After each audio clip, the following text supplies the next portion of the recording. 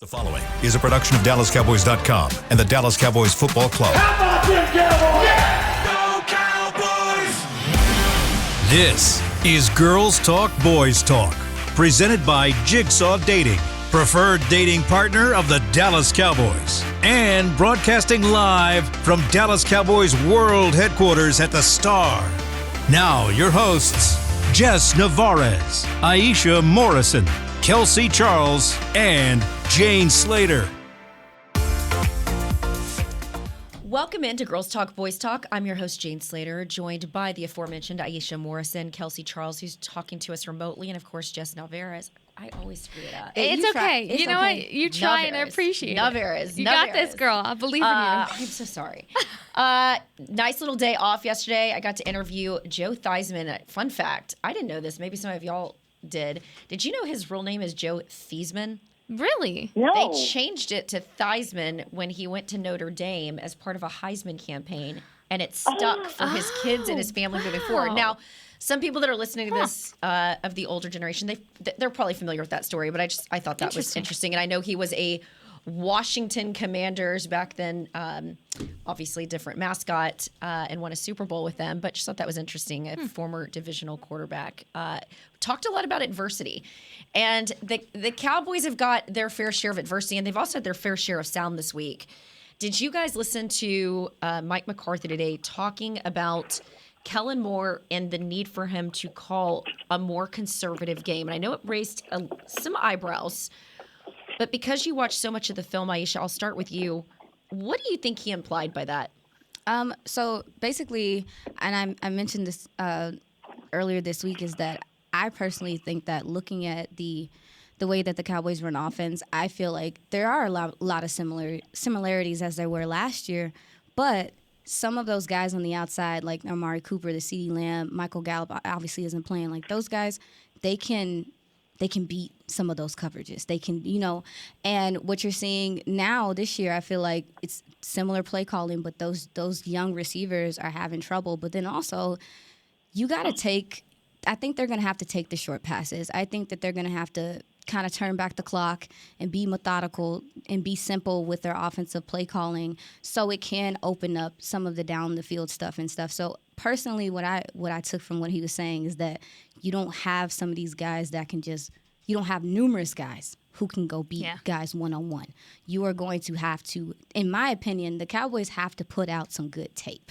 The last tape that people have seen from them from the middle of the season last year till the playoff game to game one of this season, they don't look like they can run the ball. They struggle when you drop DBs in coverage, and and the offensive line has had trouble. So I think that defenses are looking at that moving forward, and they really are like, you're going to have to go down the field. You're going to have to put together good drives. You're going to have to not get penalties. So the Cowboys are, when I kind of understand the conservative take, I think it's more so just let's fundamental football, as you've talked about, Jess. Just get back to the basics, and hopefully that opens up the other exotic stuff that you want to do, because right now you don't look like you can do the basics well. And I think that's kind of what he was saying there. But then also, there is nothing wrong with a head coach tapping their offensive coordinator on their shoulder and being like, if this is working, stick to it. And this is something fans, I can say, have been asking about and asking for a while, is like, hey, why isn't there being that adjustment made? Why is, like, if Kellen looks like he's struggling, and we have seen we've seen him go head-to-head with defensive coordinators and they get the best of him in different instances. So I also was happy in some regard to hear that Mike McCarthy addressed it, and hopefully it's something that they continue to do moving forward, because Mike McCarthy has been a play caller. He has experience as a play caller. Not only that, he has experience as a play caller with two running backs.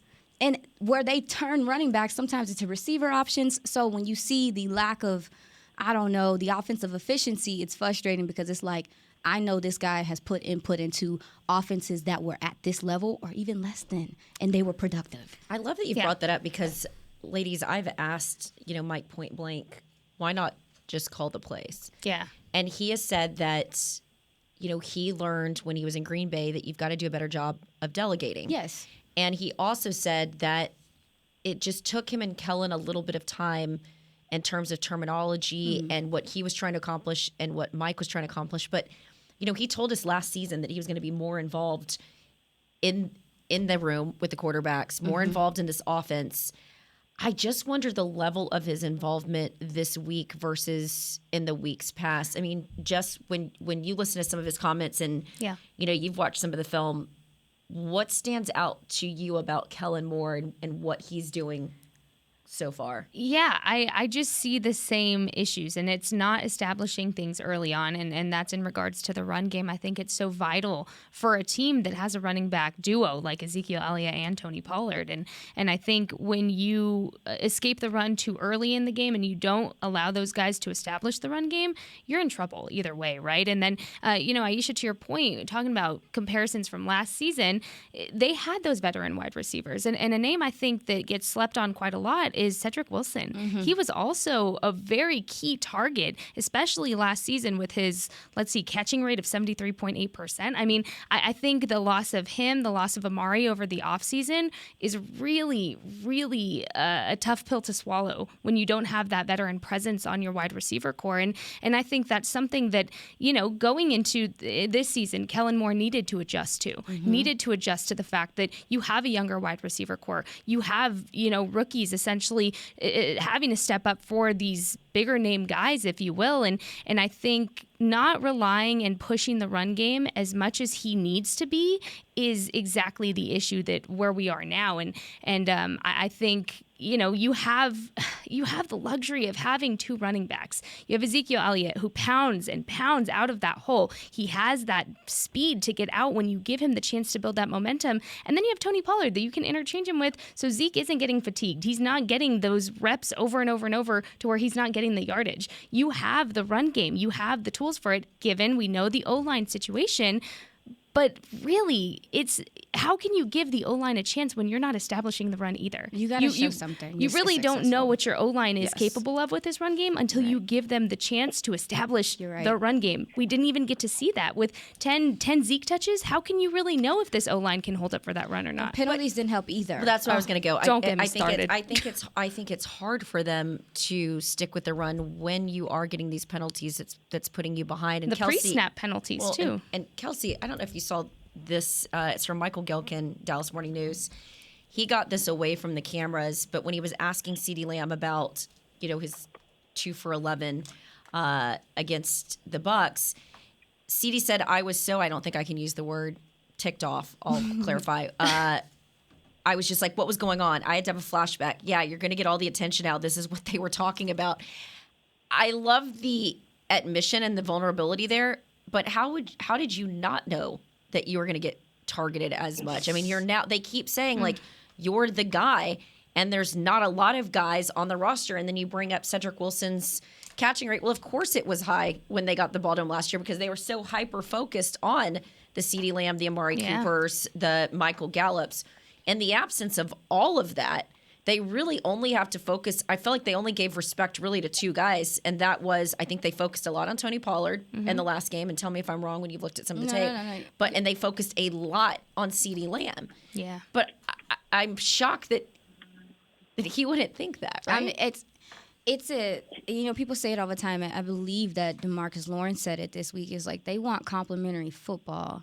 And I think that can happen just like with one side of the ball. And it's not complimentary on the offensive side of the ball.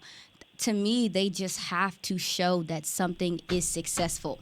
Because if you don't show that anything is successful offensively, then the defense comes in and they're keying in on everything that you're doing. Yeah. So to me, I really feel like this game is establishing something positive, putting some positive tape out there for people to second guess. Because right now, they're not second guessing. They had a positive. I'm going to jump in real quick, guys, because I feel like Kelsey, they had a positive opening drive. Tracking that. Yeah. Right. But then after that, it kind of fell apart. Penalties. Here's my thing, is that we keep talking about, like, we need them to be, I think balance is a big thing that this team needs to focus on. We talked about the differentiation between, like, how much they were targeting CeeDee. CeeDee seemed surprised by the fact that this defense, the opposing defenses are knowing that that's exactly where Kellen Moore is going to go. So Kellen has to do a better job of spreading out the love to the rest of the team. Yeah. But also, I feel like, we talk a lot about fundamentals. And again, we could just, be a dead horse forever and ever about penalties. One of the things that I think this team really needs to take a step back and do is look at the anatomy of this year's team versus last year's team. You are working with an entire different set of tools. Yeah. You cannot do the same things you did last year and consider them applicable to this season. Yes. It's not even close. So like Kellen Moore coming out and being cute on some of those first drives, maybe last year that could have made some sense. Yeah. You want creativity. Yes. Everyone's, begging him to do something different. Well, the difference this year is that you have completely different guys out there on the field. So you have to get used to that first, and you have to build those fundamental blocks, if you will, for them to even be able to, get some kind of rhythm developed. Yes. And then I'm looking to him to add something more on top of it. Give me the cherry on top, but I need you to, figure out the Sunday first because, it's melting at this point. Yeah. Well, and Kelsey, to your point, I was just looking over my game log. Their first drive when they had the 14 plays went for 54 yards, even though it resulted in literally their only points in the game. It was a 51-yard field goal Shout out to from Brett Maher. They had 6 different receivers on that drive. They did run the ball. They did get it out to their receivers, so it felt more balanced. But then it's like you started moving away from it. There was a lot of incomplete passes in this game. As I was logging it, there was a ton of incompletions. And yes, Dak was throwing into some tight windows, but even listening to some of the guys this week, it sounded like some of the guys weren't running the right routes. And I have a hard time believing that it's going to get any better with Cooper Rush, even though they did get some work with him in the preseason, which was different than what they got with Dak. Most of their meaningful work with the ones was during the joint practices. But as much as they're saying publicly how much confidence they have in in Cooper Rush, I just have a hard time believing that we're going to see this offense suddenly thrill us in week 2. I think you could see more spreading the ball, just because Cooper Rush Dak, and it's no knock to Dak, but he's always been a little bit more of a conservative, quarterback. There's nothing wrong. Game manager, there's nothing wrong with that. It's not a bad word out here in these streets. But I do see him not being afraid to go down the field a little bit. I want them to show some type of vertical threat. Just get these guys on their heels. Just have those DBs come off the line a little bit more. Hopefully Turpin gets some burn in this game. I think they tried him on this option route. That was kind of nice, but by that time, nobody cares about what you're doing in the run game because they know you're going to go away from it. But I hope that it's early that they establish some type of no, we're going to go down the field a few times, because if you're not spreading the ball, why would safeties care? They're going to come down and play in the box. Well, we're going to go ahead and take a break here real quick, but Micah Parsons said the other day that he saw this 0-1 start as an opportunity and likened it to the opportunity and the success they had in week 2 last year. Why I take issue with that when we come back. But the Girls Talk, Boys Talk podcast brought to you by Jigsaw Dating, the official dating partner of the Dallas Cowboys. We'll be right back. At Jigsaw Dating, we obviously want the Cowboys to bring that 6th ring home. But to be honest, we're more focused on finding the person who will put a ring on your finger. That's why we created a dating app that reveals your face through meaningful conversation, so you can date deeper. Because it's personality that matters the most, not looks. Join Jigsaw Dating today, dating partner of the Dallas Cowboys.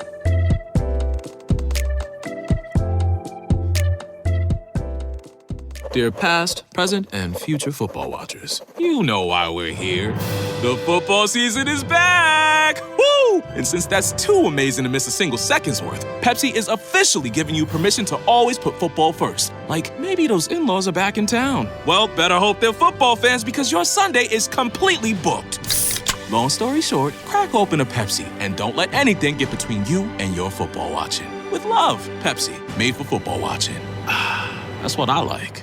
Star Sports Tours is the only official fan travel partner of the Dallas Cowboys, offering exclusive game weekend travel packages with pre-game sideline access and photo ops with current players, cheerleaders, and Cowboy legends. You want to stay at a team hotel, attend the best tailgate party in Texas, tour the Star, and talk X's and O's with me, Everson Walls? With Star Sports Tours, you can. Visit cowboystravel.com to to book your travel package today.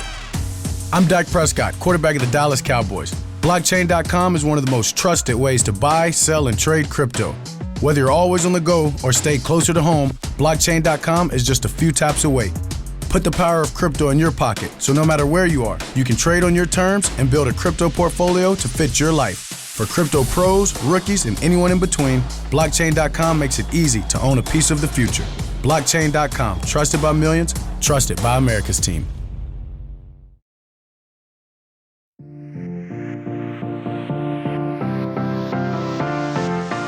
Welcome back to Girls Talk, Boys Talk, brought to you by Jigsaw Dating, the official dating partner of the Dallas Cowboys. I am impressed with the leadership prowess of Micah Parsons in year 2. We even saw some of that in year 1, but he was looking at this as an opportunity in week 2, and he likened it to last year when they lost DeMarcus Lawrence and was just the most random injury at practice, a non-contact drill with one of the tackling dummies.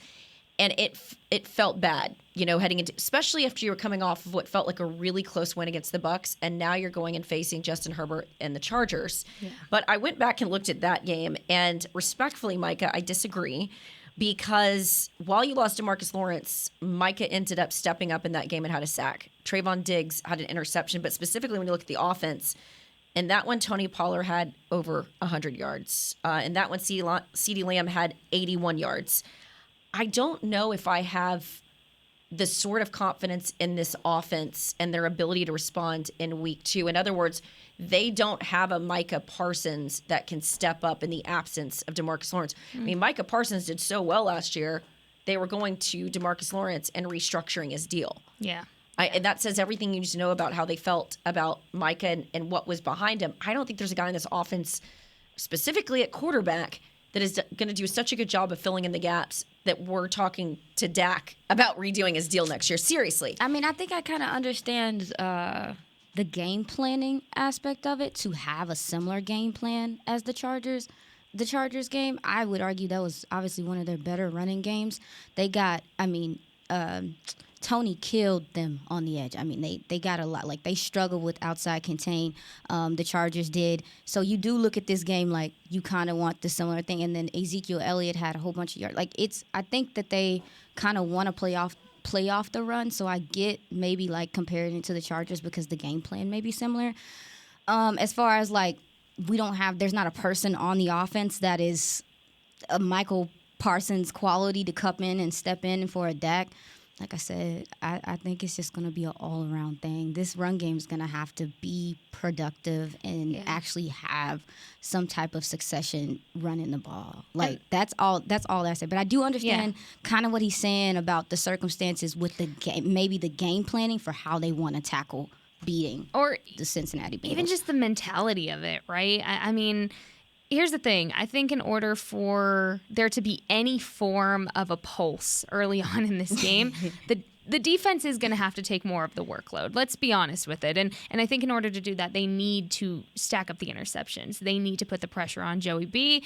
They need to get in that pocket, and they need to allow him to make those mistakes. And by mistakes, it works out for the Cowboys, right? Like, you're getting the ball, but it's all going to come down to your field position. And I think helping the offense in that way of you get them good field position, look, what else could you do for them? If you're getting the interceptions, you're getting them good field position, that even goes down to special teams. Our punts need to be great. Everything needs to be great. Turpin needs to turn on his jets. There's so many different factors that go into everybody outside of the offense stepping up to help the offense, and their lack of, I mean, I don't even want to call it chemistry at this point. I think it's so much more I than that. wouldn't go as far as that. I think that feels aggressive. But I feel like you mentioned interceptions, Jess, and I think, obviously I think a ton is on the defense. But I think I mentioned this the other day. When you talk about interceptions, it really is like the defense operates as this whole massive unit. Yes. I'm looking at that front seven. When you look back to like some of the great defenses, it's those guys up front who are creating pressure and therefore creating opportunities for that secondary. So Trayvon Diggs, like, stand up, be ready. DeMarcus Lawrence and Micah Parsons, like, my eyes are on you. Jane, you talked about the leaky left side with this offensive line for, the Bengals. This has been a problem for them for a minute. Granted, they came in and they added Lyle on the right, But I know that you guys listened to 105 Through the Fan with DeMarcus Lawrence's interview, and he actually made a pretty interesting comment that I actually, I love this. And he said, listen, I watched Lyle, and he had a hard time with TJ Watt. So I'm going to send Micah Parsons over there, and I'll be over there too. So I actually feel like that's going to be a major emphasis for us to be watching this weekend and what this defensive front can actually produce, and then therefore, create opportunities for Trayvon Diggs and the guys to create better field position for, the team moving forward. All right. Well, they had a hard enough time shutting down Julio Jones last week. How are they going to hold up against Jamar Chase? Well, I mean, as far as the secondary goes, it sounds like there's no Jaron Curse. You're going to be leaning on Izzy, who wasn't even dressed out last week. I think Donovan Wilson still had a good game filling in for Jaron Curse. I look for him this game. It sounds like Marquise Bell and Israel are going to get some burn too. We'll see. I said earlier that I think that the safety play is going to be so important in this game because if you can replicate at all what Micah Fitzpatrick did, then they're going to have a problem. To your point, Jess, the Cowboys have to if the defense does get turnovers, they have to capitalize off of them. Yes. Because when you look at that game last week, it shouldn't have been that close. When the opposing team has that many turnovers, like Cincinnati had 5 turnovers? Yeah. And Pittsburgh, they couldn't capitalize fully. They weren't turning those into 7s. Like they weren't putting points on the board with those turnovers. So Brett Maher's gonna have to be ready. Brett Maher better come and save the day. That's all I'm saying. If he needs to be ready. And that goes along with just everybody else being on the ready, Yeah. Well, to your point, what was it? 3rd and 3, Tampa Bay's 48. Donovan Wilson last week had the interception with the pass intended for what's-his-face, and they didn't capitalize. Yeah. Here we are at the end of the game. It was Tampa Bay 19, Dallas 3, and they literally couldn't do anything with it. In listening to all of you talk, it sounds like they've got to play fairly error-free football, and I can't say that I've got and maybe I'm wrong. I don't want to speak for the rest of you, but are you that confident that this team can play error-free football against the Bengals? No. No, I'm not, but they're also coming off of a very erroneous game. So they are trying to come in here and get their feel, too. But they still have Joe Burrow. Tracking that. They still have Jamar Chase. They definitely have more. Yeah, absolutely. I'm not taking anything away from what they can do offensively. Also, their defense has earned they've earned the respect that they have now. Like they've earned that. They put that roster together with their 1 million first-round picks. This is how it goes. But at the same time, I'm like, they're both in a place to where I'm more sure about their receiving core and what they do, but at the same time, I'm not sure about either one's offensive line is going to be amazing. I think Dallas's offensive line has the opportunity to run the ball, but Cincinnati's offensive line, that left and right tackle, no offense to Leo Collins, but if I'm looking at film, I'm like, I'm going at him. And I think that both teams could see some success rushing the passer this game. I think what concerned me in that game, and I know it sounds like doom and gloom and it's sounding really bleak this week when you listen to me talk, both on NFL Network and here, what concerns me is what their defense was able to do against the Steelers, limiting Chase Claypool, limiting Najee Harris, weathering 5 turnovers.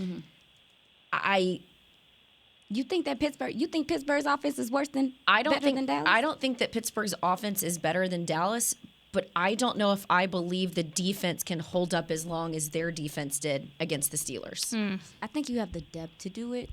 I think especially on the defensive line. I thought the DTs played pretty well this past game. Really where the success of the Bucs came from was the left side of the defensive line. So they were running at Dorrance, they were running at Leighton, they were running at that side, trying to catch Trayvon Diggs having to come up and tackle.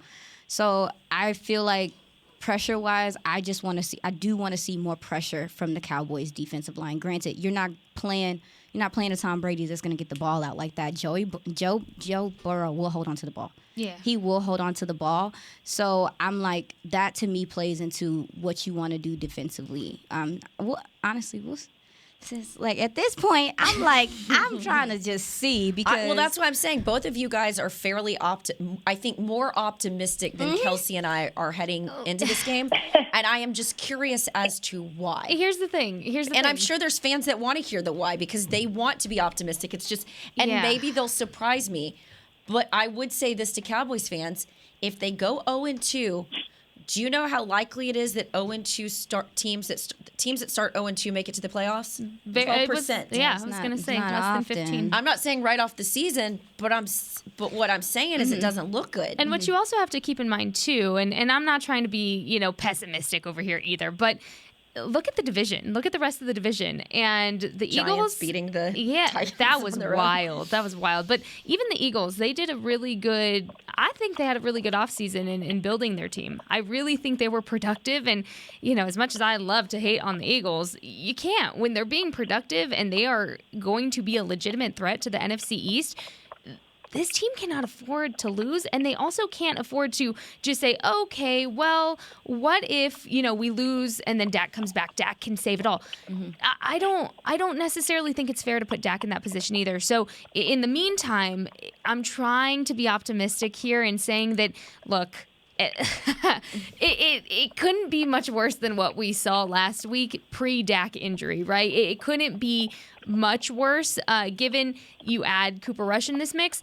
I am not going to count Cooper Rush out just yet, and that's only because I don't think we've seen enough of him to be able to say that. We've seen Cooper Rush. Oh, see, there we go. But the thing is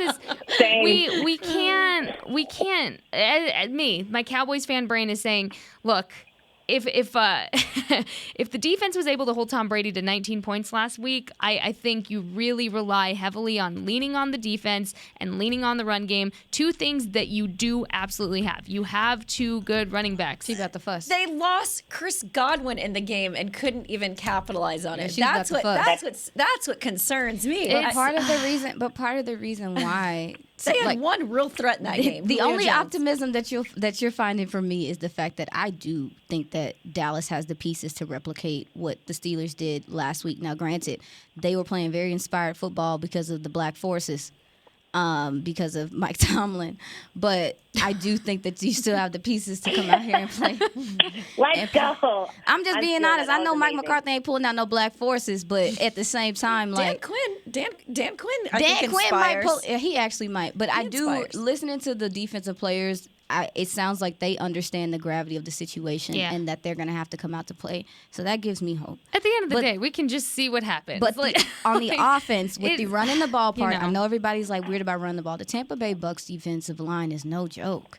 It's no joke. And if the Cowboys didn't beat themselves with penalties, they probably would have continued to move the ball. Like you said, we didn't get the chance to see it. Yeah. So I personally think that what Tampa Bay has on their defensive line is heavier than what is on the Bengals defensive line. Even the linebacker position, all respect to to what they have at the Bengals linebacker wise, but Devin White and those guys are a different level, and I feel like the Cowboys did see some success there, even though they went away from it. So this is a wait and see game for me. I don't know about everybody else. I'm trying to see what they do with it, and then after that, I see what happens with Cooper Rush with a number one situation, with a number one level offensive line and all that stuff, and I'll see what he does. And your weekly reminder, that was only week one, right? And that's for everybody. That's for the fan base.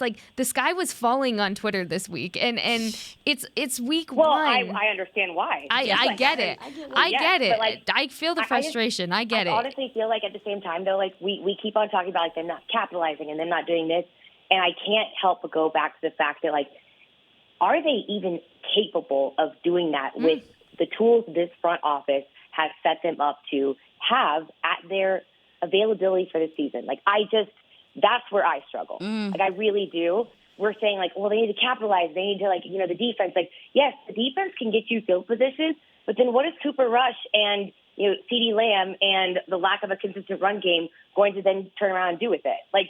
That's where I have the hardest time, where I need a little bit more of them holding up their end of the bargain. Because the defense can do as much as they can do. Yeah. But, if you can't score points, it doesn't matter. There's a team in basketball, Grinnell College, who literally does not play defense.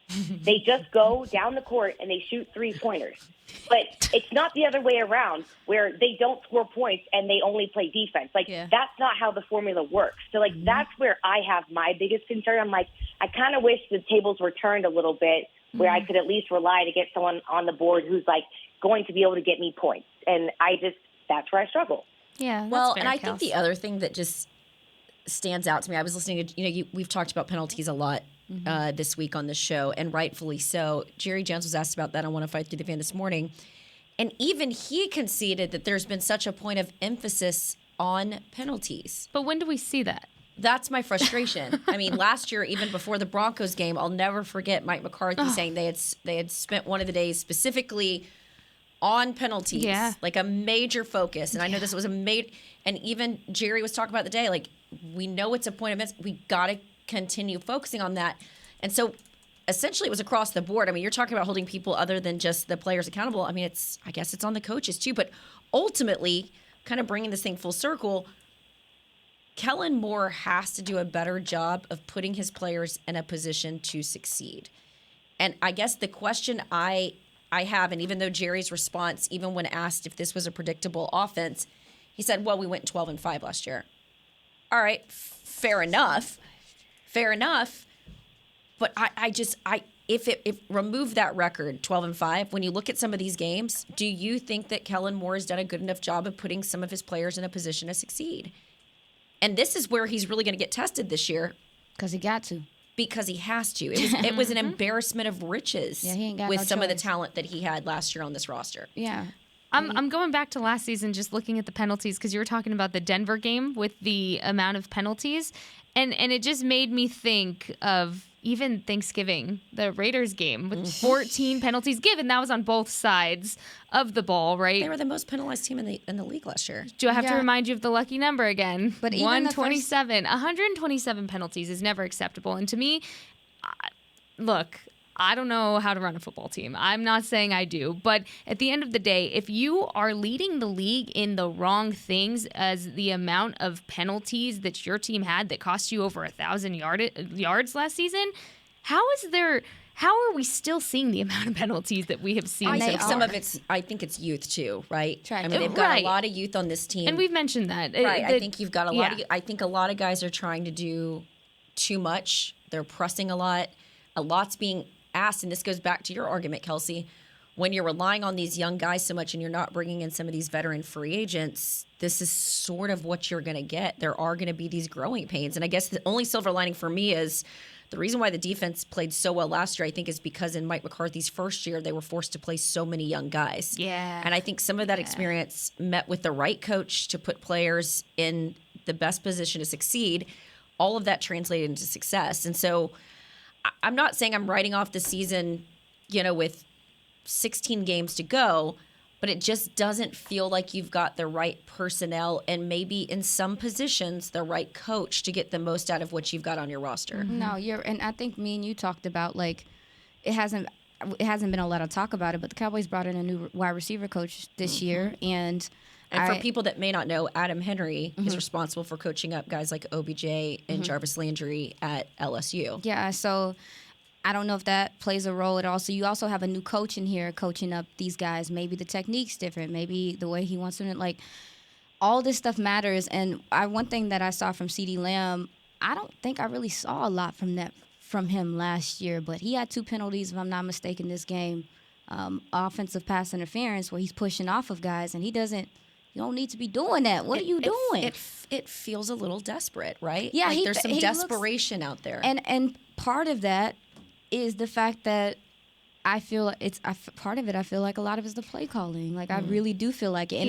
And I hold people accountable. We talked about accountability. CeeDee Lamb is going to have to play better. He's going to have to concentrate through these grabs. He's going to have to catch balls, even if they're not perfect sometimes, because we hold Dak accountable as well for not having a great game.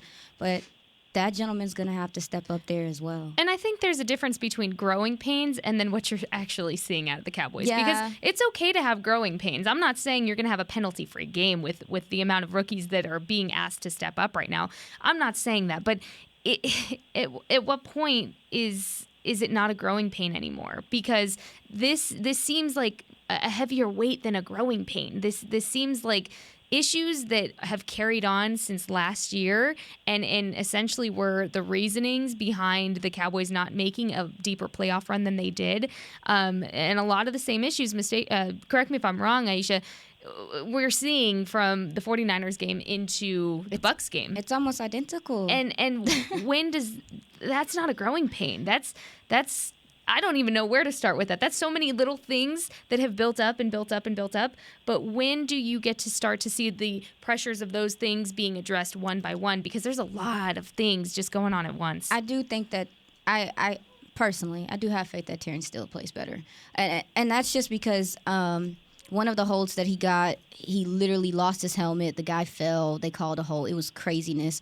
But then the other, the false starts where I want him to be confident. And everyone talks about him being confident. I listened to his interviews and stuff, but you could tell that he was unsure. Maybe that was the cadence changing. These are things we don't talk about, like the communication of the offensive line with these new offensive linemen being installed, new quarterback being installed, all that stuff. So I expect for Terrence Steele to have a better game. I don't think he played bad, but the penalties were so detrimental that it's difficult to look past, his play. That outshined how he played at the end of the day, because you ask anybody this week, hey, Terrence Steele, and everyone's going to go, 3 penalties in a row. Mm-hmm. It outshines you, and really it just, there was a pulse to that game at some point. There was a pulse. There was a little baby pulse, right? It wasn't a big pulse, but there was a pulse, and those kind of things that give you just the lack of advantage with the field position set you back. And that's what I'm talking about. Those are pre-snap penalties that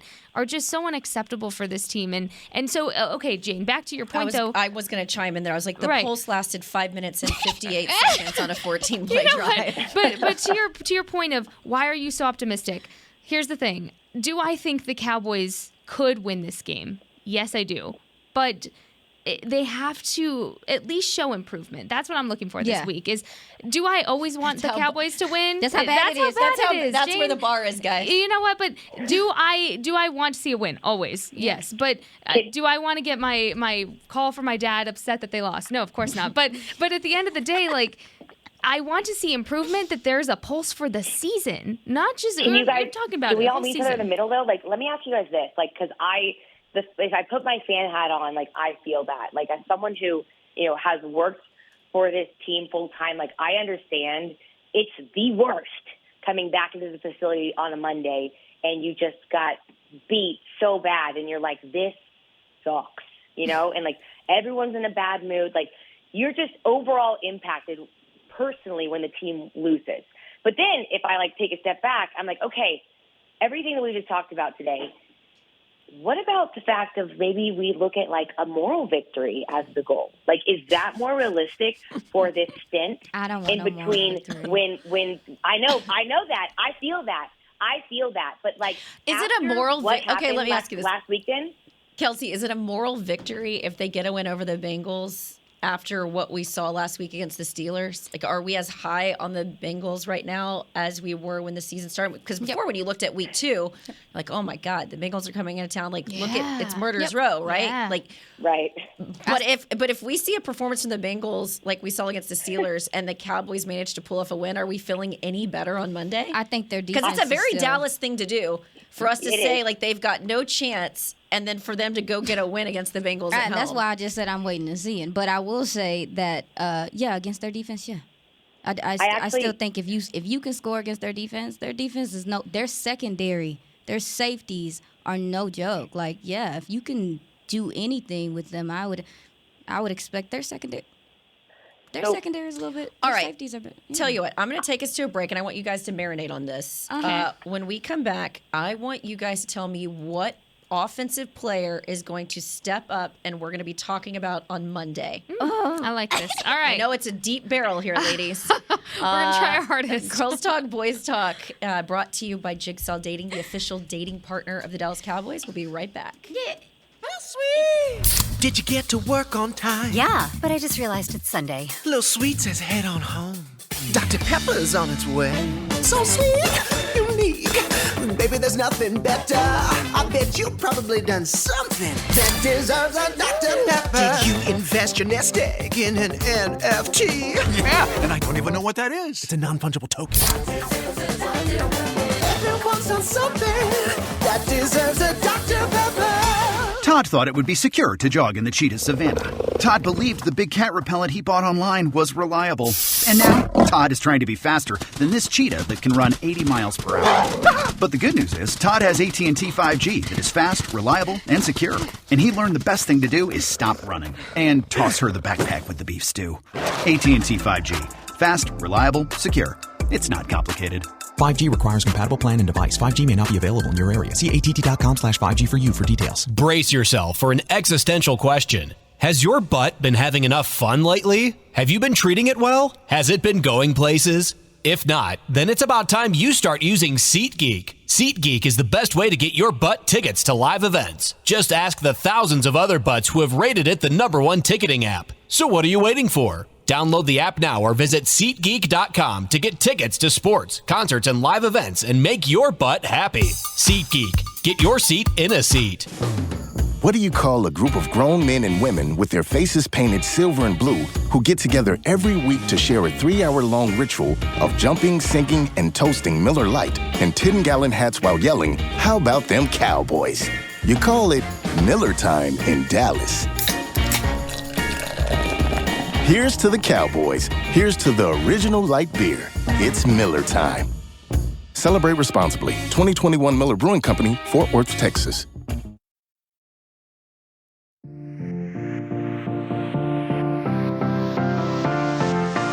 Back to Girls Talk, Boys Talk, brought to you by Jigsaw Dating, the official dating partner of the Dallas Cowboys.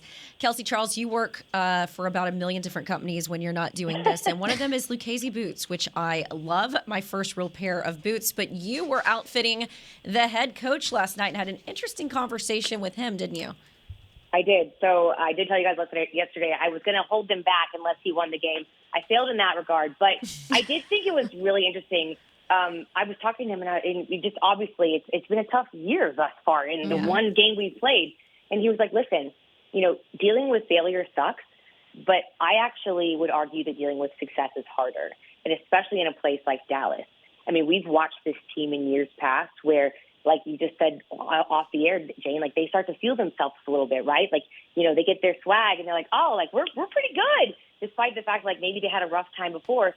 And then Vic Fangio comes in town and you're like, what just happened? So I think, for me, I would look at this upcoming weekend as a really big test. I'm of the mindset where I'm stacking little victories. I want to stay humble. I need them to fix a lot of things. But I'll take a little bit of a moral victory. And offensively, if you guys are asking me a player, like, give me Tony Pollard. I need to see a lot of him this weekend. He's the guy that I'm going to look forward to add a lot to this team. All right, Aisha? Ezekiel Elliott for me. With the Bengals defense, like their safeties come down, and I want to make their safeties have to come down and tackle. So I really want them to run the ball hard, and I think Ezekiel Elliott, the way he does run the ball, can help tire out that defense that kind of flies around for them. So for me, that's my guy. He sounds like he's prepared. Listen to his interview to take a lot of the weight. I hope they put it on him. He has legs in him, man. Let's go.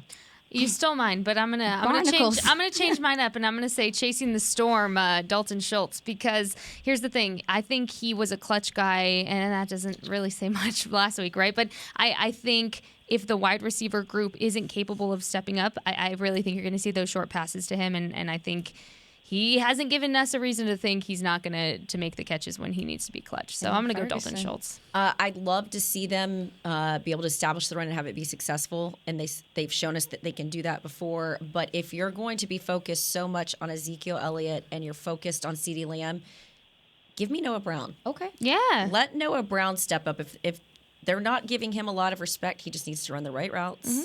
And he needs to, and I would imagine that Noah and Cooper have gotten a lot of work together. Yes. Yeah. As more two guys, second team guys. So give me Noah Brown. I do want to highlight when we look at the schedule, when you talk about filling themselves. Oh, Jesus. Let's assume they start off 0-1. Then they've got the Giants on the road, Monday Night Football. Then they've got Commanders here. Then they've got the Rams, which is where they could definitely fill the breaks. And then they've got the Eagles game. This is going to be an interesting stretch here because they are divisional games, because they do count. That's why I fully expect to see Michael Gallup in week 3. Mm-hmm. I think that's when you're really going to see him, is when they're playing within the division. But when you look at that schedule, all right. So 1, 2, after the Bengals game, 1, 2, 3, 4 games, because then they've got the Lions after that. What's their record in those 4? Aisha? Barnacles. Jane, don't do this. Mm-hmm. Say it again. Say the teams again. Right. You've got Giants. Okay. There, Monday Night Football. Then they've got a noon game with the Commanders. Then they've got the Rams, which I believe is on the road. Nope, they are on the road for that one. And then they've got the Eagles. I'm gonna say 2. I'm gonna say 2 or 2 to be safe. Okay. Out of those where 4 are their games? 2 wins, Aisha? Barnacles. You didn't ask for details. I was cheating, just trying to get something out. Commanders and Giants. Yeah, that's the only ones, because I think Philly, as much as I can't stand that green, has some nice things going on over there. That A.J. Brown and Jalen Hurts situation looks like a real thing. Now, defensively, you can run the ball on them. But other than that, that's still going to be a battle because it's a divisional game. Mm-hmm. I don't know. I say 2 or 2. And then maybe that Rams game looking real iffy right now to me. That defensive end of theirs for the Giants gives you pause when you think about this offensive line. Thibodeau? And when you, Thibodeau. And here's another factor that could play into that too is Dak's return. If it's the earlier return, then we're thinking 6 weeks. This is 6 weeks at least. Right, but we're quit playing with going me. On Throw that. some left. We don't even know who our quarterback's gonna be by then. I'm just saying, right? It might be what Will if it's Grier not even at that Cooper point. Rush? Exactly. Actually, to be determined. That's actually a because really they good left point. the door To open be for determined. competition. Right. It sounds like it's a little bit of a door. I'm just saying, I don't think what we're seeing right now could necessarily be what we see come the Eagles game. It really for any position offensively. I'm gonna y'all do with that what you will, but I think the Commanders they have the best chance to win that game, and the Giants maybe. I want to be optimistic and say yes. There's so many. She's unknowns. like our positive Pat on the panel. Gosh. So Pat Doney at NBC5 is always the positive one. But I sense trepidation there. Kelsey, did I get yours before I wrap this up? Not trepidation. I mean, listen, I might even go as far as to go 3-1 because I feel like this team does a pretty good job of splitting divisional games. Mm-hmm. I have my Carson Wentz memes ready, so I'm going to give them the win with the Commanders. Yeah. I think the Giants, I'll take the win there. Rams, obvious reasons taking the L. And Eagles could kind of go either way. Depends on how Hurts is, if he's developed into who they want him to be. But that's kind of where my head's at. The Eagles is the one where I could go either way on. But the Rams are having a similar problem as the Cowboys right now with Cooper Rush being the only guy. You just made me think about it though. That we saw offensively, they are in a place to where they're kind of scrambling too for answers other than Cooper Kupp.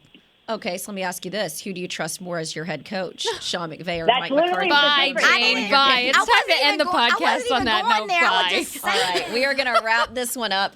I hope that we're talking Victory Monday. I don't enjoy being the wet blanket here for fans when we do this show. But it would be a very Dallas thing to do, to go win this game and get everyone's optimism, and particularly Jerry's going again. Thank you for tuning in to yet another week of Girls Talk, Boys Talk, and we will see you here next Monday right after all the press conferences. Go Cowboys. This has been a production of DallasCowboys.com and the Dallas Cowboys Football Club. How about this, Cowboys? Yeah!